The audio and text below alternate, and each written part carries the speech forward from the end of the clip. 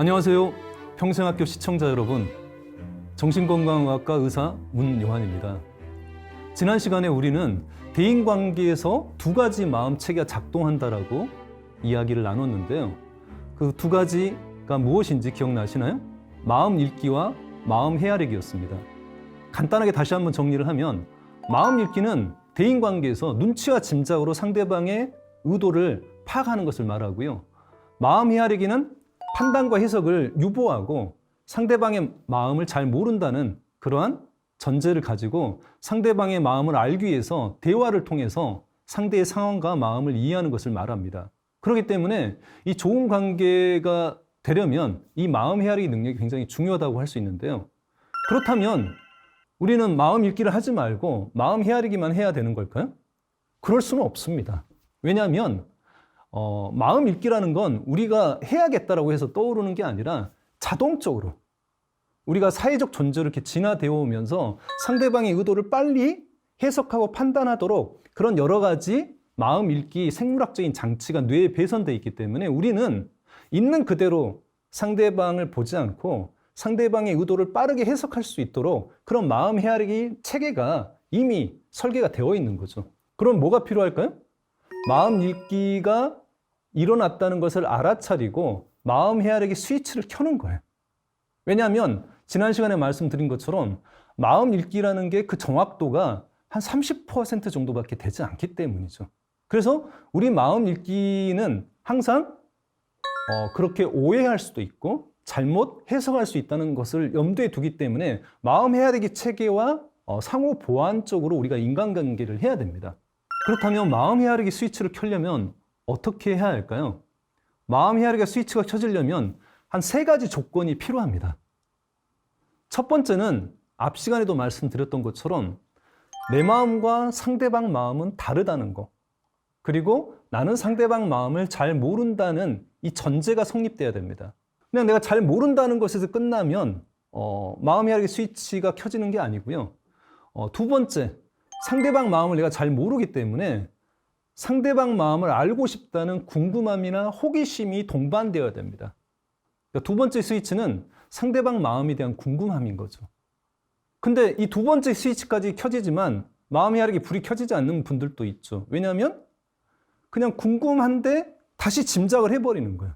그래서 세 번째 스위치가 필요한데 세 번째 스위치는 내가 상대방 마음을 잘 모르고 상대방 마음을 알고 싶고 그래서 대화를 하는 거죠. 그래서 내가 상대방 마음에 대해서 물어보고 대화를 하는 것이 세 번째 스위치입니다. 이 이야기를 좀 제가 사례를 통해서 말씀드리는 게 이해하기 좀 쉬울 것 같은데요. 한 30대 초반의 직장 여성이 심한 번아웃으로 상담을 하러 온 적이 있습니다. 굉장히 좀 번아웃이 좀 심해서 정말 이 회사만 겨우겨우 나가고 집에 오면 정말 아무것도 하지 못하고 이렇게 쓰러져 있다가 다시 또 겨우 회사만 나갈 정도로 심한 상태였는데요. 그렇다 보니까 얼굴도 굉장히 어둡고 그냥 지쳐있는 표정이 역력했죠. 근데 이분과 이제 상담을 하는데 모든 상담이 다 잘 되는 건 아니지 않습니까? 그래서 한 5, 6번 정도 상담을 했을까요? 이분이 이제 상담을 그만두셨어요. 그래서 저는 이제 까맣게 잊고 있었는데 한 5, 6개월 지나서 어떤 모임에서 이분을 우연히 만났어요. 근데 5, 6개월 만에 만났는데 이분의 얼굴 표정이 굉장히 밝아진 거예요. 근데 그 순간 제가 어떤 마음이 들었냐면 다른 병원 갔구나. 이제 이런 생각이 든 거예요. 아까 앞에서 이야기한 전형적인 마음 읽기입니다. 상대방의 어떤 표정이나 행동을 보고 빠르게 그 의중이나 그런 마음 상태를 해석을 해버리는 거죠. 다른 병원 갔나? 이렇게 한 다음에 이제 약한 마음 읽기죠. 약한 마음 읽기 상태에서는 다른 시나리오도 염두에 둘 수 있지만 강한 마음 읽기가 일어나면 그걸 사실화 시켜버린다고 했죠. 그렇기 때문에 다른 병원 간 게 틀림없어가 돼버리는 겁니다. 그렇다면 제가 궁금함을 가지거나 그 사람에게 다가가서 이야기를 할 수가 없겠죠. 그러면 강한 마음 읽기가 일어났을 때 어떻게 벗어나면 좋을까요? 그것은 자신의 즉각적인 판단 그리고 해석, 느낌에다가 군화를 붙이는 거예요. 그러니까 이렇게 하는 거예요. 다른 병원에 갔다라고 내가 판단하고 있구나.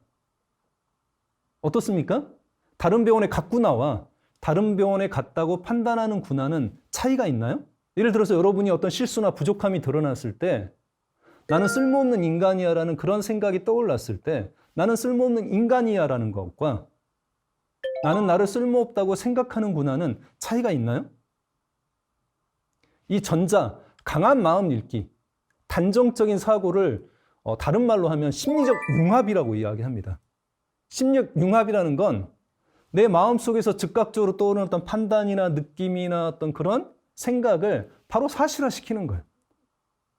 그에 비해서 심리적 탈융합이라는 건 그런 즉각적으로 떠오르는 판단이나 느낌이나 생각에 대해서 거리를 두고 생각을 생각으로, 느낌을 느낌으로, 판단을 판단으로 바라보는 겁니다. 그러니까 약간 내 마음에 거리를 두는 거죠. 이 거리를 두기 위해서 군화를 붙이는 겁니다. 내 생각과 느낌과 판단에 군화를 붙여서 이야기하는 것만으로도 약간은 거리가 두어지는 느낌이 아마 들 겁니다. 그렇죠? 그러면 강한 마음 읽기가 일어났다 하더라도 이게 약한 마음 읽기가 됩니다. 약한 마음 읽기에서 마음 헤아리기 스위치를 켤 수 있는 게 더 수월하겠죠. 그래서 이렇게 강한 마음 읽기가 일어날 때는 군화라고 붙이면 참 좋고요. 그래서 저도 그날 바로 군화를 붙인 겁니다. 다른 병원에 갔다고 내가 판단하고 있구나라고 이렇게 스스로가 탈융합을 한 다음에 이렇게 탈융합을 하고 약한 마음 읽기가 돌아오면 다른 가능성에 대한 궁금함이 생길 수 있습니다. 그러면 그런 궁금함이 일어나게 되죠. 어떤 일이 있었길래 얼굴이 밝아졌을까라는 궁금함이 생겨서 상대방에게 다가가서 대화를 해보고 싶은 이런 마음이 생겨날 수 있습니다. 그래서 그날 그분에게 다가가서 물어봤죠. 오랜만에 뵙는데 얼굴이 이렇게 많이 밝아졌네요 라고 얘기를 하면서 그동안 어떻게 지내셨어요? 이렇게 물어본 거죠. 그러니까 이분을 얘기를 들어보니까 다른 병원에 간 게 아니고요. 상담이 끝나고 난 뒤로, 그러니까 상담을 중단하고 난 뒤로 이분이 우연히 친구를 만나러 왔는데 그 친구가 다니는 학원이 있었어요. 그 학원이 드럼 학원이었던 거예요. 그래서 친구가 드럼 치는 걸 보니까 나도 저거 한번 배워보고 싶다. 이런 마음이 올라오더라는 거예요. 그래서 그날 그런 드럼 학원을 등록을 하고 드럼을 배우기 시작했는데 그 친구보다 더 드럼의 세계에 빠진 거예요. 그리고 그 드럼을 치는 게 본인에게 어떤 그런 답답하고 힘든 회사 생활에 숨통을 트이게 한 거예요. 그래서 그분은 회사를 바꾼 것도 아니고 뭐 다른 일이 있었던 게 아니고 그냥 드럼을 배움으로써 보다 더 활력을 되찾은 거죠. 뭐 인간관계 이야기가 주제이지만 잠깐 그 얘기를 좀 한다면 인간관계에 어려움을 겪는 분들의 공통적인 특징은 뭐냐면 자기만의 행복이 없어요. 그러니까 자력의 기쁨이나 자력의 행복을 없는 분들이 인간관계도 힘들어집니다. 왜? 그러니까 나의 행복을 타인한테 자꾸 의존하고 의지할 수밖에 없기 때문이죠. 그래서 인간관계 힘드신 분들은 타인에 대한 기대감이 굉장히 높아요. 전적으로 나를 공감해 주기를 바라고 전적으로 내 편이 되어 주기를 바라고 항상 내가 원하는 것들을 해 주기를 바라는 이런 욕구가 크기 때문에 인간관계에 대한 기대가 크면 또 뭐가 크겠습니까? 실망, 고통이 큽니다. 그래서 인간관계를 잘하는 분들의 공통적인 특징 중에 하나는 자력의 기쁨, 자력의 행복이 있는 거예요. 이것은 내가 무엇을 좋아하고 무엇을 할 때 기쁜지를 잘 알 때만 가능합니다.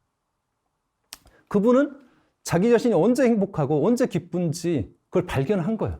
드럼을 칠 때 본인이 행복하고 본인이 활력이 생긴다는 것들을 찾게 됨으로써 그런 자력의 기쁨과 행복이 회사 생활에 활력을 부여해 줬고요. 그리고 대인관계에서도 불필요한 기대, 너무 높은 기대들을 내려놓을 수 있겠죠.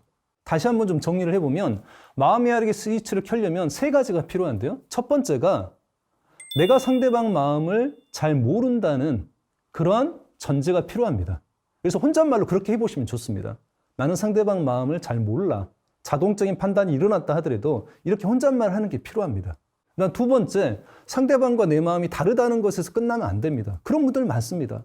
우리는 서로 너무 달라서 상대방과 나와의 차이를 존중합니다. 그래서 너는 너대로, 나는 나대로 이렇게 살고 있습니다. 이렇게 얘기하시는데 그런 분들은 사실은 결국은 무늬만 연인이거나 부부이거나 이런 분들이죠. 그래서 중요한 건 상대방과의 차이를 인정하는 게 존중이 아니고요. 존중이라고 했을 때는 상대방 마음에 대한 궁금함이 있어야 됩니다.